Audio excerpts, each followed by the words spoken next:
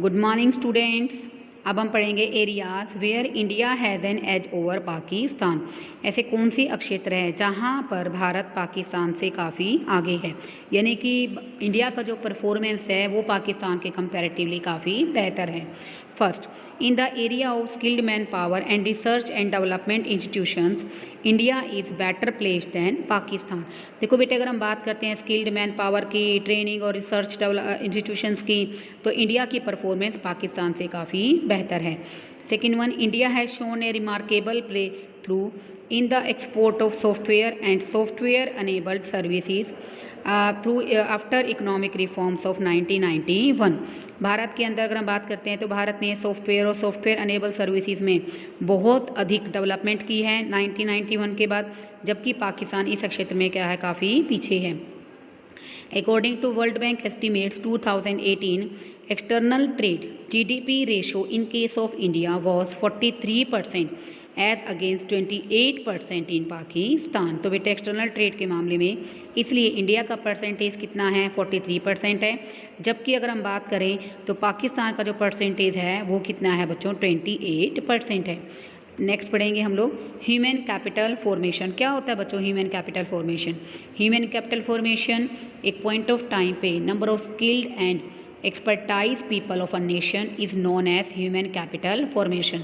अब देखो बेटे, अगर हम बात करते हैं 2019 के अंदर हमारे पास जो एक्सपर्ट लोग, प्रोफेशनल एक्सपर्ट लोगों का जो एक्सपर्ट लोग हैं उनकी संख्या 10 लाख थी। अब 2020 के शुरुआत में ये बढ़कर कितनी हो गई, बेसिकली 20 लाख हो गई। तो बेटा increase in stock of human capital is known as human capital formation. मानव पूंजी के निर्माण का अर्थ क्या है कि एक पॉइंट ऑफ टाइम पे एक राष्ट्र के अंदर पढ़े लिखे, एक्सपर्टाइज, स्किलफुल लोगों का जो नंबर इंक्रीज हो जाता है उसको हम लोग क्या कहते हैं, human capital formation. Human capital formation accompanied bye market friendly economic policies in India has emerged so much significant determinant of growth than in Pakistan.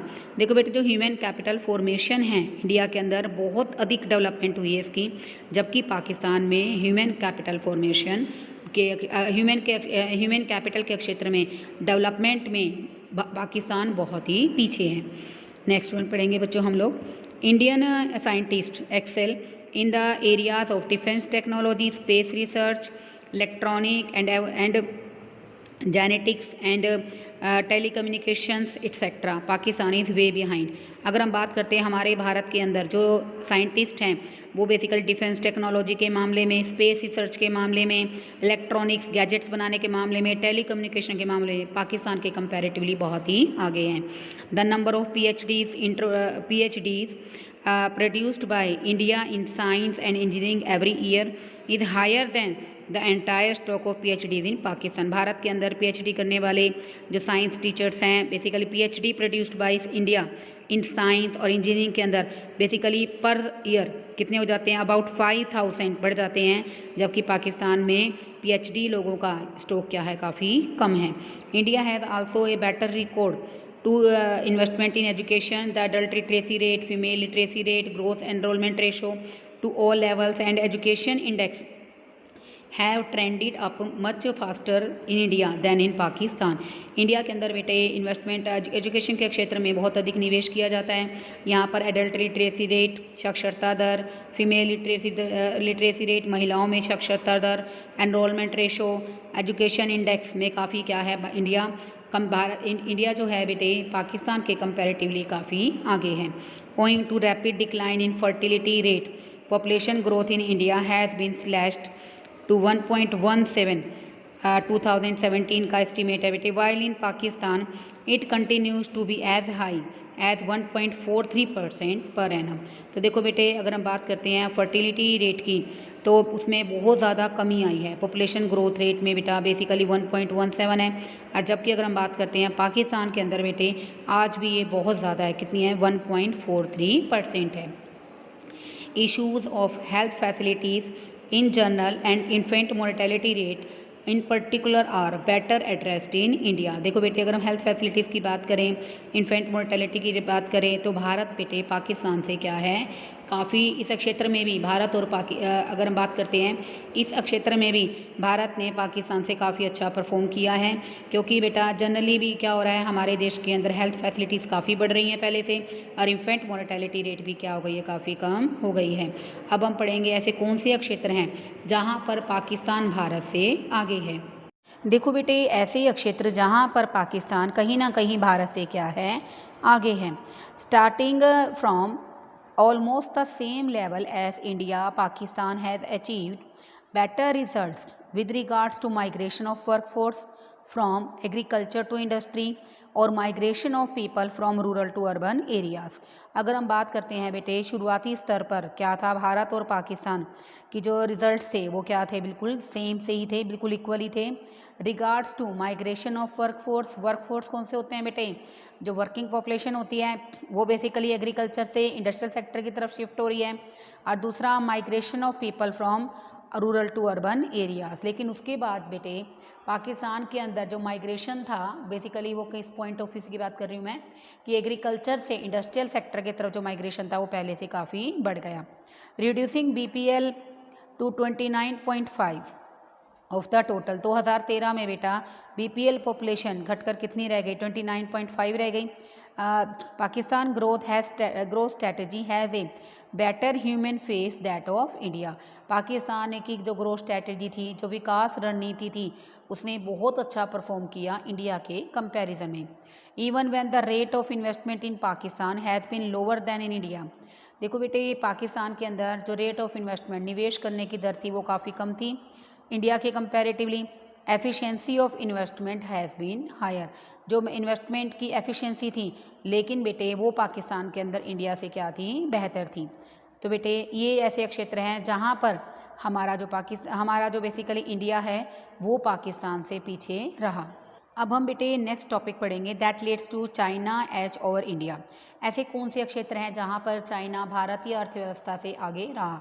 First है बच्चों, the Chinese reform process began more comprehensively during the 80s when India was in mid stream of slow growth process.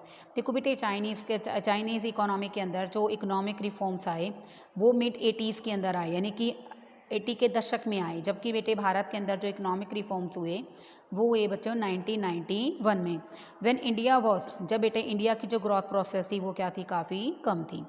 Second है बच्चों, even when the reform process was actively pursued in the 90s, India focused more on GDP in contrast of China's initiative of focusing on poverty alleviation। जब reform process को actively pursued किया गया 90s के अंदर, India के अंदर 1991 में किया गया, तो वहाँ पर इंडियन का इकोनॉमी का जो ऑब्जेक्टिव था बेसिकली क्या था, वो GDP ग्रोथ रेट को बढ़ाना था, जबकि चाइनीज़ इकोनॉमी का फोकस कहाँ था, निर्धनता का उन्मूलन करना था। While rural poverty in India decline by 80% during the period of 1978 to 1989। तो इसलिए बेटे जब उनका मेन फोकस क्या था, पॉवर्टी एलिवेशन का था, तो इस कारण बेटे 1978 से लेकर 1989 तक जो चाइना के अंदर रूरल पॉवर्टी है वो 85% से कम हो गई। In India it decline only by 50% during this period. आज जबकि भारत के अंदर इस समय में केवल 50% ही निर्धनता कम हो पाई। नेक्स्ट है restructuring of Chinese agriculture want a long way. तो बेटे यहाँ पर चाइनीज़ एग्रीकल्चर में पुनर्गठन किया गया। It एबोलिश्ड common system of farming. देखो बेटे, जो कॉम्यून सिस्टम ऑफ फार्मिंग था, यानी कि कलेक्टिव कल्टीवेशन करने का जो सिस्टम था बेटे, उसको क्या कर दिया गया, ख़त्म कर दिया गया। कॉम्यून सिस्टम क्या होता है बेटे, जहाँ पर हम लोग कलेक्टिवाइज होकर इकट्ठे होकर एग्रीकल्चर करते हैं। तो बेटा जिसको 1950s में इम्प्लीमेंट किया गया था ताकि प्रॉब्लम्स को सॉल्व किया जा सके। तो जब चाइनीज़ इकोनॉमी ने क्या किया, एग्रीकल्चर को रिस्ट्रक्चरिंग किया, तो उसने क्या किया कि कम्यून सिस्टम को ख़त्म कर दिया। Instead house holds were allotted land for individual cultivation through the ownership of land remain with the state. देखो बेटे, इसकी बजाय कलेक्टिव तरीके से खेती करने की बजाय क्या किया गया, इंडिविजुअली हर एक हाउस होल्ड को, हर एक परिवार को इंडिविजुअल लैंड अलॉट कर दी गई, और इसके कारण बेटे इंडिविजुअल कल्टीवेशन को बढ़ावा मिला, और जो ओनरशिप थी लैंड की वो किसके पास रही, सरकार के पास। This brought about a radical transformation in the agriculture, इसके कारण बेटे एग्रीकल्चर के अंदर संरचनात्मक परिवर्तन आए। In India reforms have been far less effective than in China, तो बेटे भारत के अंदर एग्रीकल्चर में जितने भी सुधार आए चाइना के कंपैरेटिवली कम प्रभावपूर्ण रहे। Also global exposure of economy has been far more wider in China than in India, जो ग्लोबल एक्सपोजर था इकोनॉमी का वो क्या था, बहुत ज़्यादा था। वैश्विक रूप से अर्थव्यवस्था का exposure has been far more wider in China than in India, India के comparatively global exposure Chinese economy का ज़्यादा था। First one, China allowed 100% foreign investors to invest in equity investment, China ने क्या अलाउ किया कि जो फॉरेन इन्वेस्टर थे, विदेशी निवेशकर्ता थे, वो 100% तक इन्वेस्टमेंट कर सकते थे। It allowed foreign investor to the freedom to hire and fire the workers, उन्होंने फॉरेन इन्वेस्टर्स को बेसिकली इस बात के लिए भी आज़ादी दी कि वो वर्कर्स को, हायर एंड फायर क्या होता है, काम पर लगाओ, और फायर का मतलब काम से हटा दो। इसका अर्थ क्या था बेटे, अगर वर्कर्स अपने काम को एफिशिएंट मैनर में नहीं कर रहे तो उनको क्या कर दो, फायर कर दो। It also offered them a lucrative infrastructure, इसका ऑब्जेक्टिव क्या था कि जो आधारिक संरचना है उसको आकर्षक बनाया जाए पहले से, ताकि उसकी पूरी तरह से डेवलपमेंट हो सके। बाय इस्टेब्लिशिंग SEZ क्या है बच्चों, स्पेशल इकोनॉमिक जोन, ये नहीं समझना कि मैम ने गलत बोला है, जेड नहीं है बेटे, इसको प्रोनाउंस क्या करते हैं, SEZ, यानी कि special economic zone. It offered lucrative infrastructural facility to the foreign investor, जो विशेष आर्थिक क्षेत्र थे वहाँ पर आधारिक संरचना और सुविधाओं को बढ़ाया गया ताकि फॉरेन इन्वेस्टर्स को इन्वेस्ट करने के लिए आकर्षक सोर्स के रूप में विशेष आर्थिक क्षेत्र को प्रोवाइड किया जा सके। बेटे जो विशेष आर्थिक क्षेत्र होते हैं जहाँ पर इंफ्रास्ट्रक्चर फैसिलिटीज़ कम होती है, वहाँ पर इंफ्रास्ट्रक्चर फैसिलिटीज़ को ऑफर किया गया ताकि फॉरेन इन्वेस्टर्स को ज़्यादा से ज़्यादा प्रमोट किया जा सके, ताकि वो उन क्षेत्रों में इन्वेस्टमेंट करें और उन क्षेत्रों की क्या हो जाए, डेवलपमेंट हो जाए। नेक्स्ट है हमारा, China has liberal in allowing FDI in retail. देखो बेटे रिटेल का मतलब क्या होता है, बेसिकली रिटेल के अंदर भी, रिटेल का मतलब बच्चे यहाँ पर ये है कि फुटकर जो वस्तुएं थी बेटा, बेसिकली रिटेलिंग में जो गुड्स हम लोग कर रहे हैं उनके क्षेत्र में भी 100% तक इन्वेस्टमेंट करने के लिए FDI को प्रमोट किया गया। All this respects India remained for behind, तो बेटा इन सभी क्षेत्रों में भारत क्या रहा, चाइना से काफ़ी पीछे रहा। As a matter of fact India has been providing protection to labour intensive segments of the economy, India ने क्या किया, प्रोवाइडिंग प्रोटेक्शन, प्रोटेक्शन का मतलब यहाँ पर क्या है कि सुरक्षा प्रोवाइड की labour intensive segment of the economy के अंदर। इसके कारण भी बेटा हमारे देश में जो डेवलपमेंट है वो क्या रही, काफ़ी कम रही। It is owing to these factors that China has emerge as the second largest economy of the world, ये सभी बेटे फैक्टर्स थे जिनके कारण बेटे क्या हुआ, चाइना वर्ल्ड की सेकेंड लार्जेस्ट इकोनॉमी बन गई, और while India is lagging behind, और इंडिया इन क्षेत्रों में क्या रह गया बच्चों, पीछे रह गया। बेटे एक बहुत ही सिंपल क्वेश्चन आता है इस टॉपिक से, लेकिन बेटे अभी हमने एक पैटर्न चेक किया है जो CBSE की गाइडलाइन से आया है हमारे पास, उसके अंदर बेटे आपको पूरी तरह से बता रखा है कि अब की बार बेटे इकोनॉमिक्स के अंदर केस स्टडीज़ भी आएंगे। तो बेटे यहाँ पर आपको पता है कि इंडिया चाइना वॉर भी चल रहा है, स्टार्ट हो सकता है मे बी, तो बेटा ऐसी बहुत सारी समस्याएं हैं जो हमारी इंडियन इकोनॉमी और चाइनीज़ इकोनॉमी को लेकर क्रिएट हो रही हैं। तो बेटे कोई भी वैल्यू बेस्ड क्वेश्चन इससे रिलेटेड आ सकता है, तो इसके लिए बेटा ज़रूरी है कि आप थोड़ा सा बेसिकली इकोनॉमी के बारे में इंफॉर्मेशन कलेक्ट करो कि चाइनीज़ इकोनॉमी के अंदर एक्सपोर्ट जोन में क्या है, किस तरह क्या है, तो बेटे जिससे आप अपने क्वेश्चन वैल्यू बेस्ड क्वेश्चन को ईजिली अटैम्प्ट कर पाओगे। Okay, thank you students.